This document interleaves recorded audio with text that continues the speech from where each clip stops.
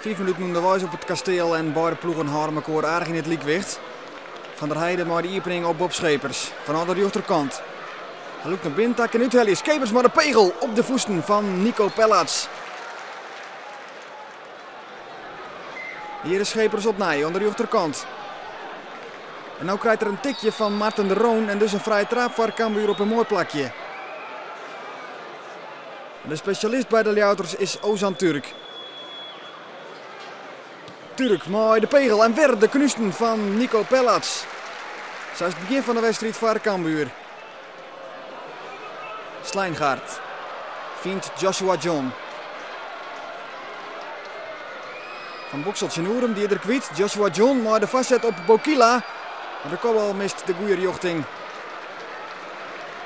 Zo bloedt het 0-0. Luirink, maar de lange bal op Bokila. Uitwikt naar de rechterkant. Dan de vastzet van Bokila op de holle van Bruynier. En dan is het 1-0 voor Sparta. El Makrini gaat onder de bal terug.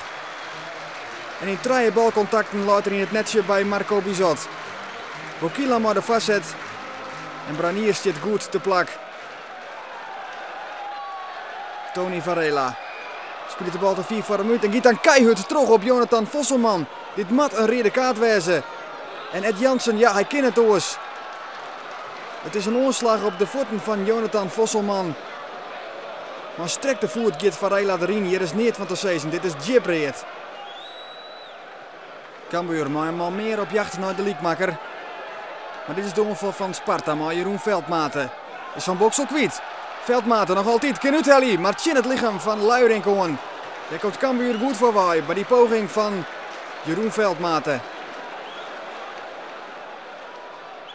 Schepers. Ziekje nou de vastzet op Martijn Barto. Die kopbal mist de kracht. Satrunt Cambuur staat gewoon een beetje jongen. Bakker.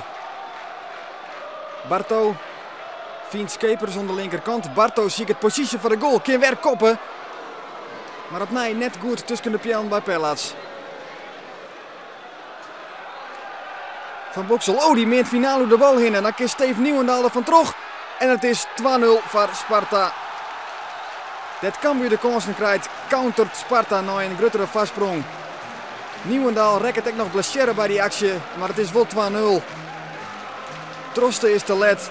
Bizot kan er net meer bij. En Sparta verdubbelt de marge naar 2-0. Van Boksel vindt Barto. Is Luirink kwijt. Barto maakt Scott in het zietnet.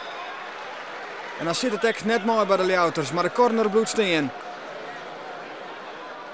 Bakker achter de bal. En dan Schepers. Maar weer een redding van Pellats.